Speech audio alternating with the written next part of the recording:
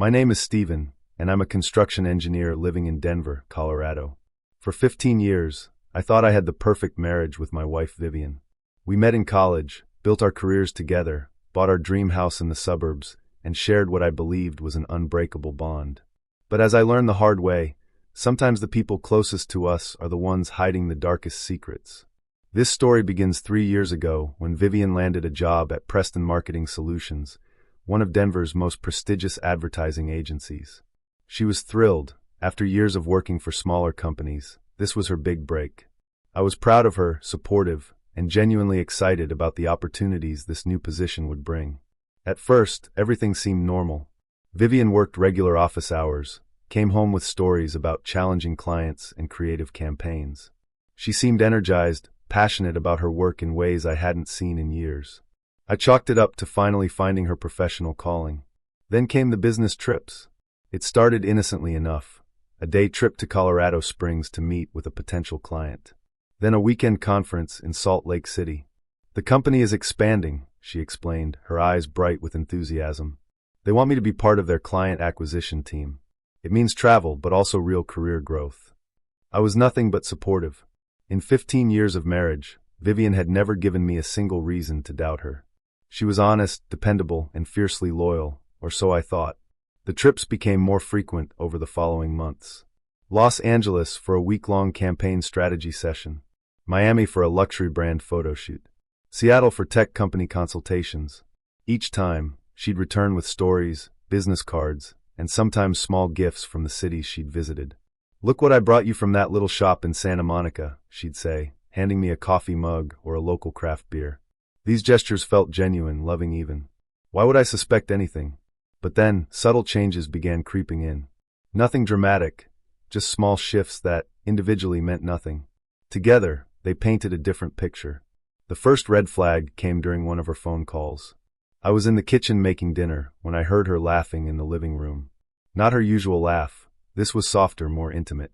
When I glanced over, she was facing away from me, her voice dropped to almost a whisper. "No, you can't say things like that," she was saying, still giggling. "Someone might hear you." When she hung up and joined me in the kitchen, I asked casually, "Work call?" "Oh, that was Holly from the LA office," she replied without missing a beat. "She's hilarious. We're planning the logistics for next week's presentation." Holly. I filed that name away, though I wasn't sure why. The second red flag appeared in our bedroom. I came home early from a job site to find Vivian arranging new lingerie in her drawer. Not the practical cotton sets she usually wore, but expensive silk pieces in deep burgundy and midnight blue. "Special occasion?" I asked, wrapping my arms around her from behind. She tensed slightly, so briefly I almost missed it. "I just thought it was time to treat myself. You know how important it is to feel confident during big presentations." The explanation made sense, but something in her tone felt rehearsed. Over the next few weeks, I noticed other small changes. New perfume. Something exotic and expensive that she claimed was a gift from a grateful client. A gym membership she suddenly started using religiously, though she'd never shown interest in fitness before. Designer clothes that seemed far beyond what her salary increase could reasonably support. "The company has an excellent expense account," she explained when I mentioned the new wardrobe. "Looking professional is part of the job." But the most significant change was in our intimacy. Vivian had always been affectionate, but now she seemed distant, distracted. When we made love, it felt like she was somewhere else entirely. She'd close her eyes and seem lost in thoughts that didn't include me. The third red flag came in the form of a hotel keycard. Vivian had just returned from what she called a grueling week in Philadelphia, working with a pharmaceutical company's marketing team. She looked tired but oddly satisfied, like someone who'd just accomplished something significant. While she showered, I offered to unpack her suitcase. As I lifted out her clothes, a hotel keycard fell to the floor. I picked it up and froze. The Ritz-Carlton, New Orleans. The dates matched her supposed Philadelphia trip exactly. "Honey," I called toward the bathroom, holding up the card. "You left a souvenir from New Orleans." There was a pause in the sound of running water. When she emerged, wrapped in a towel, her expression was carefully neutral. "Oh, that," she said with a small laugh. "I had a layover there. The airline put me up overnight when my connecting flight was canceled. Mechanical problems." I nodded, but something nagged at me. Later, when she was asleep, I checked flight schedules online. There were no connecting flights from Denver to Philadelphia that routed through New Orleans. None. That's when the real investigation began. I want to be clear, I'm not proud of what I did next. In a healthy marriage, suspicions should be addressed through honest conversation, not covert surveillance. But something deep in my gut told me that direct confrontation would only result in more elaborate lies. I started small. The next time Vivian announced a business trip, this one supposedly to Portland for a tech startup's rebranding campaign, I called Preston Marketing Solutions. "Hi, this is Stephen Johnson," I said to the receptionist. "I'm trying to plan a surprise for my wife Vivian's birthday, and I wanted to coordinate with her travel schedule. Could you tell me when she's expected back from Portland?" There was a pause. "I'm sorry, sir, but Ms. Johnson requested time off this week. She said she and her husband were taking a romantic getaway." "Are you sure she's on a business trip?" The phone slipped in my suddenly sweaty palm. "Oh, you're absolutely right," I managed to say. "I got my dates confused. The romantic getaway, that's this week. Thanks for checking." I hung up and sat in my truck outside the construction site, staring at nothing. Vivian wasn't in Portland on business. According to her own company, she was supposed to be on vacation with me. So where was she? And with whom? That evening, I did something I never thought I'd do. I checked our joint credit card statements online. What I found made my blood run cold. Charges from the past 6 months painted a clear picture. Expensive dinners for two in cities where she claimed to be working alone. Hotel charges that were double billed, as if someone else was sharing the room. Purchases from jewelry stores, lingerie boutiques, and high-end men's clothing stores. Men's clothing stores. She was buying gifts for someone. Someone male. Someone who wore size large shirts and 32-inch waist pants, based on the itemized receipts I could access. I printed everything out and drove to our cabin in the mountains, the place where I went when I needed to think. The evidence was overwhelming, but I still couldn't quite believe it. This was Vivian, my wife, my partner, the woman who'd stood by my side for 15 years. As I sat on the cabin's deck, watching the sunset paint the Rocky Mountains gold and crimson, my phone buzzed with a text from our neighbor, Mr. Henderson. "Steve, did you know someone was at your house last night? Saw lights on around midnight and a silver BMW in your driveway. Wasn't Vivian's car. Thought you should know." The message hit me like a physical blow. Not only was Vivian cheating, she was bringing her lover to our home. Our bed. The sacred space we'd built together over 15 years of marriage. I drove back to the house immediately, my hands shaking on the steering wheel. Everything looked normal from the outside, but I knew I'd find evidence if I looked carefully enough. In our bedroom I found it. A wine glass in the sink that still smelled faintly of lipstick, but not Vivian's shade. A man's watch on the nightstand that definitely wasn't mine, expensive, Swiss-made, with an inscription on the back that read to CR, "Forever yours, A." CR. The initials meant nothing to me, but they represented everything I was losing.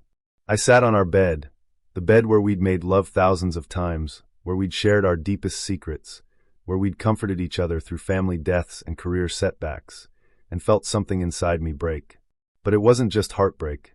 It was rage. Pure, cold rage at the calculated nature of her betrayal. The elaborate lies, the fake business trips, the way she'd used our home as a love nest while I worked 12-hour days to pay the mortgage. That's when I made my decision. But it wasn't the decision you might expect.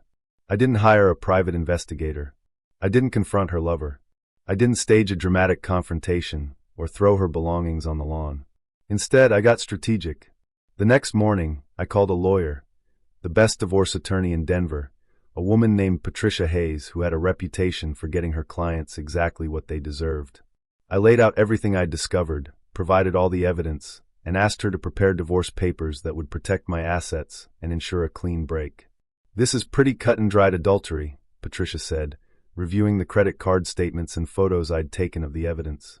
"Colorado is a no-fault divorce state, but this level of deception and the use of marital assets for extramarital affairs, we can definitely work with this." While Patricia prepared the legal documents, I did something else that surprised even me.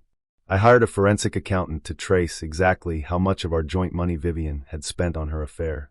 What we discovered was staggering. Over the past year, she'd spent nearly $40,000 of our savings on her lover.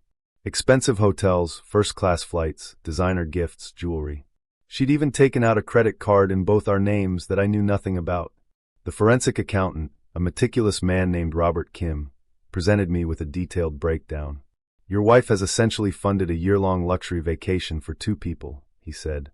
The level of financial deception here goes far beyond a simple affair. This is systematic fraud against the marriage. Armed with this information, I made another call, this one to Preston Marketing Solutions, asking to speak with Vivian's supervisor. I'm calling about my wife, Vivian Johnson, I told the manager, a woman named Christine Walsh. I need to verify some business trip expenses for our tax preparation. What Christine told me was the final nail in the coffin. Mr. Johnson, I think there might be some confusion. Vivian hasn't taken a business trip for our company in over 8 months. We handle all our client meetings locally or via video conference. She's been requesting a lot of personal time off lately, but no business travel. 8 months. For 8 months, every single business trip had been a lie. I thanked Christine and hung up, then sat in my truck outside my office building, feeling like I was seeing the world clearly for the first time in years. The woman I'd married, the woman I'd trusted with my life, my home, my future, had been living a completely fabricated existence. But I still wasn't done gathering information. Call it professional thoroughness. In construction, you don't start demolition until you understand exactly what you're tearing down. I remembered the initials on the watch, CR. So I did something that felt both invasive and necessary. I went through Vivian's laptop while she was at her office, though now I wondered if she was actually there. Her email was password protected, but I knew her well enough to guess. She'd always used variations of our anniversary date and our cat's name. On the 3rd try I was in. What I found made everything else pale in comparison. Hundreds of emails between Vivian and someone named Cameron Rodriguez. The emails went back over a year, starting as friendly professional correspondence and gradually becoming more intimate. Cameron, it turned out, wasn't just any lover. He was a client from Los Angeles whose marketing contract with Preston had ended 8 months ago. That's when their relationship had evolved from professional flirtation to full-blown affair. And that's when Vivian had started lying about business trips to cover their rendezvous in luxury hotels across the country.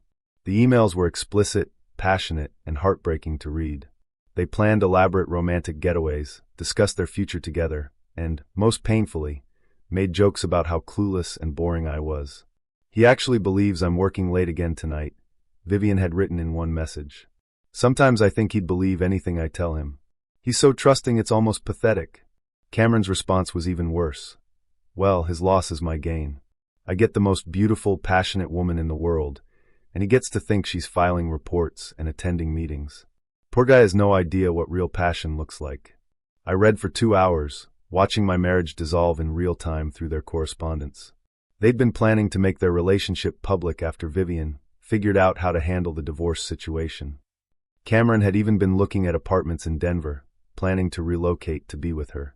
But here's what Vivian didn't know, and what made me almost laugh despite my pain. Cameron was married too.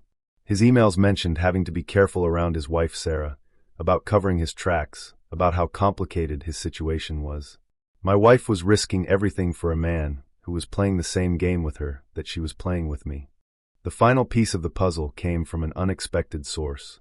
As I was closing Vivian's laptop, her phone, which she'd left on the kitchen counter, buzzed with a text message. The preview showed Cameron's name and the beginning of a message. Sorry babe, Sarah found out about us. I didn't need to read the rest. Even from just that preview, the story was clear.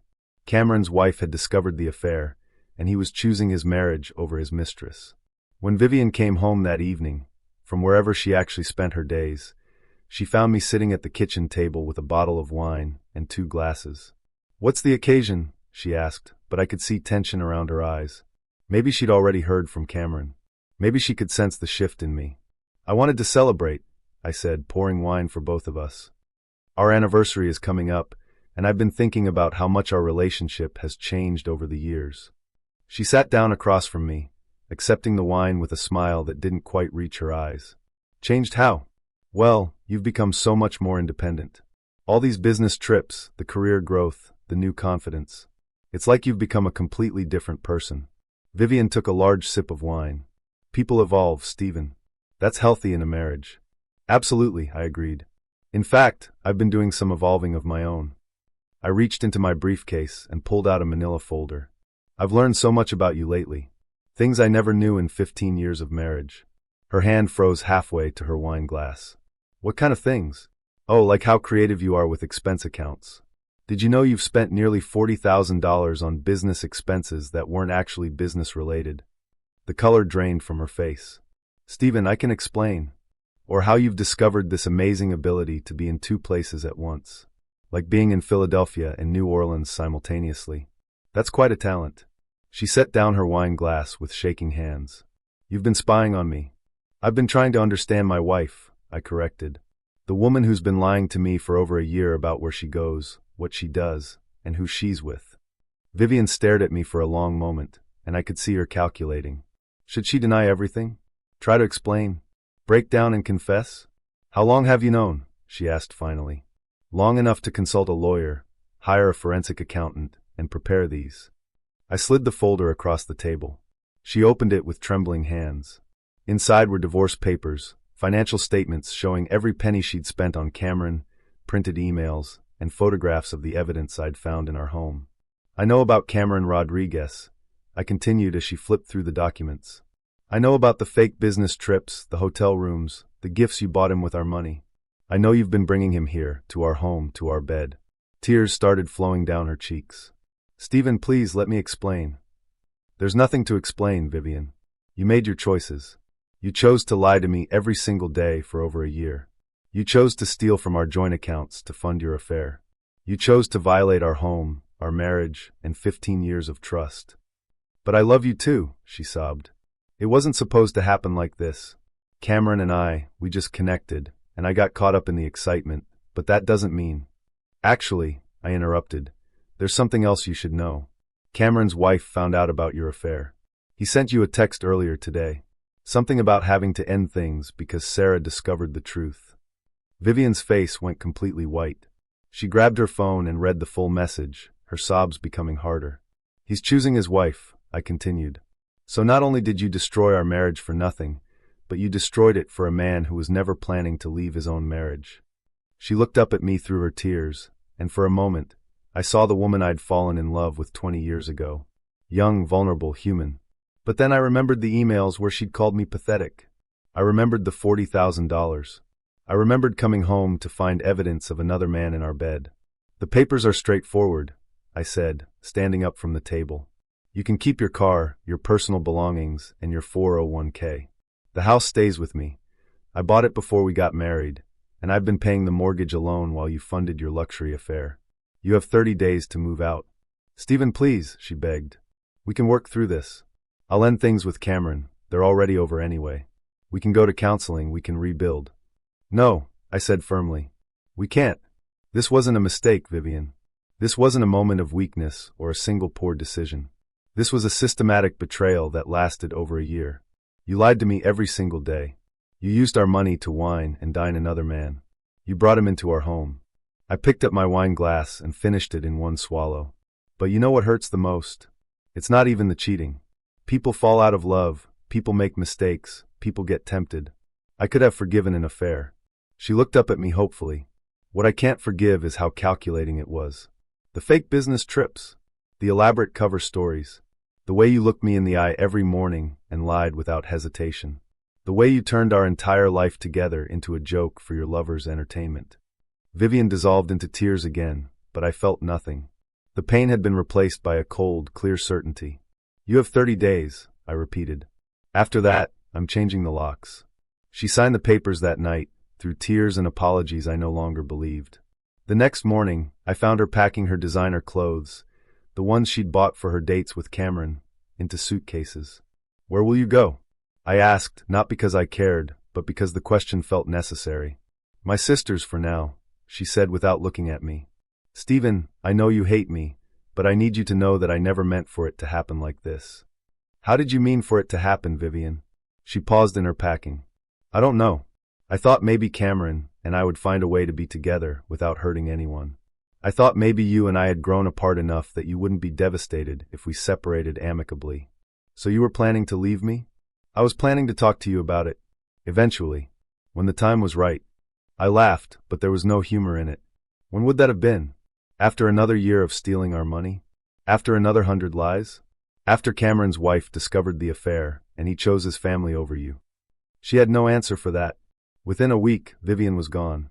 The house felt simultaneously too quiet and too full of memories. I found myself unable to sleep in our bed, so I moved to the guest room temporarily. But here's what Vivian didn't anticipate, and what I hadn't expected either. Ending the marriage felt like relief, not devastation. For over a year, I'd been living with a constant low-level anxiety that I hadn't been able to identify. Something had felt off in our relationship, but I'd attributed it to work stress or the natural evolution of a long marriage. Now I realized I'd been subconsciously picking up on her deception, her emotional distance, her divided loyalty. With the lies exposed and the pretense ended, I felt lighter than I had in years. The legal proceedings moved quickly. Patricia Hayes, my lawyer, was as ruthless as her reputation suggested. Within 3 months, the divorce was final. Vivian kept her car, her clothes, and her retirement account. I kept the house, my truck, and my self-respect. The financial reckoning was particularly satisfying. The forensic accountant's report became part of the divorce settlement, and Vivian was required to pay back half of the money she'd spent on the affair from her own separate assets. It wasn't about the money. I made good money as a senior construction engineer, but it was about accountability. 6 months after the divorce was finalized, I ran into Holly from Vivian's office at a coffee shop downtown. "Stephen," she called out when she saw me. "How are you holding up?" I realized this was the first time I'd spoken to any of Vivian's colleagues since the separation. "I'm doing well, actually. How's work treating you?" Holly's expression became uncomfortable. "Actually, I don't work at Preston anymore. I left a few months ago." "Oh, I'm sorry to hear that." "No, it's okay. The environment there became pretty toxic after everything with Vivian came out." I raised an eyebrow. "What came out?" Holly looked around the coffee shop, then leaned closer. "You didn't hear? About Cameron Rodriguez?" "I know about the affair, if that's what you mean." "Not just the affair," Holly said. "The embezzlement." My blood went cold. "What embezzlement?" Cameron had been stealing money from his company's marketing budget to pay for his trips with Vivian. When his wife found out about the affair, she also discovered he'd taken over $60,000 from his family's business. His father-in-law owns a chain of restaurants, and Cameron was their marketing director. I sat down heavily in the nearest chair. "Jesus. It gets worse," Holly continued.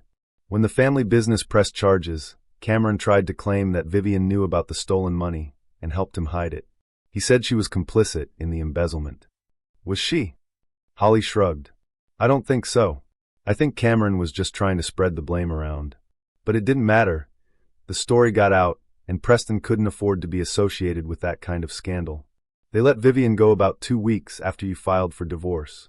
So not only had Vivian lost her marriage, but she'd also lost the job that had supposedly been so important to her career." The irony was almost poetic. "Where is she now?" I asked. "Last I heard, she was working as a receptionist at a small law firm. Cameron's in jail. He got sentenced to 3 years for embezzlement and fraud."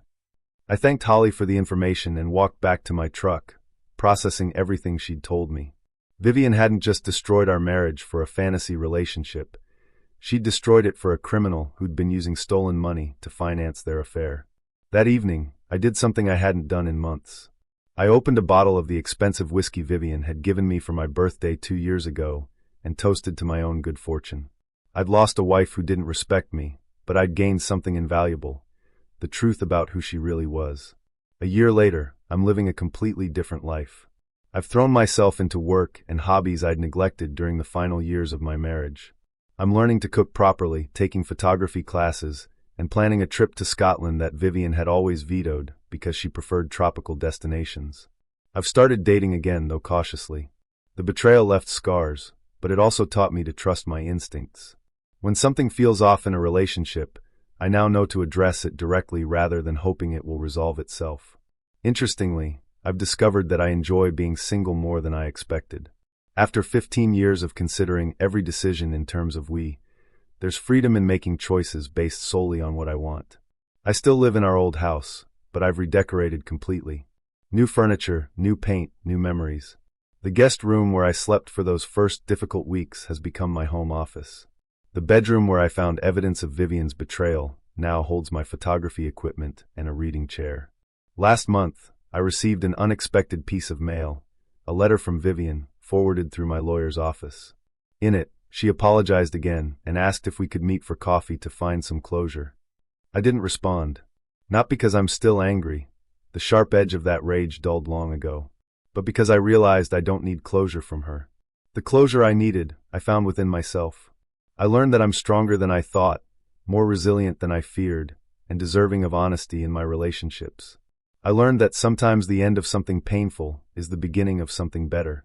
I also learned that my instincts are good when I trust them. All those small red flags I noticed but dismissed, my subconscious had been trying to warn me. I won't ignore those signals again. The house is quiet now, but it's a peaceful quiet rather than the tense silence that characterized the final months of my marriage. I wake up each morning knowing that the person lying next to me, even if that person is just me, is honest, trustworthy, and invested in my well-being. It took me a year to realize that Vivian hadn't just betrayed our marriage vows.